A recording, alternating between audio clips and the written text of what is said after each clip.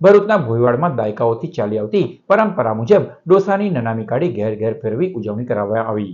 ભરૂચના ભોયવાડ વિસ્તારના યુવાનો દ્વારા અનોખી રીતે ધૂળેટી પર્વની ઉજવણી કરવામાં આવી.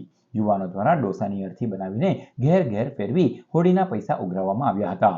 ભરૂચના ભોયવાડ વિસ્તારમાં વર્ષોથી ધૂળેટી પર્વ નિમિત્તે અનોખી પ્રથા ચાલી આવે છે. આ વિસ્તારના યુવાનો દ્વારા એક અર્થી બનાવવામાં આવે છે, તેના ઉપર ડોસાની પ્રતિકૃતિને સુવડાવવામાં આવે છે અને ત્યારબાદ આ યુવાનો ઘરે ઘરે જઈને આ અર્થી લઈને હોળીના નાણાં ઉઘરાવે છે. નાણાંમાંથી યુવાનો દ્વારા વિવિધ પ્રવૃત્તિઓ હાથ ધરવામાં આવે છે અને અંતે આ અર્થીને હોળીમાં સળગાવી દેવામાં આવે છે. આજ રોજ ભરૂચના ભોયવાડ વિસ્તારના યુવાનો દ્વારા આ અનોખી ઉજવણી કરવામાં આવી.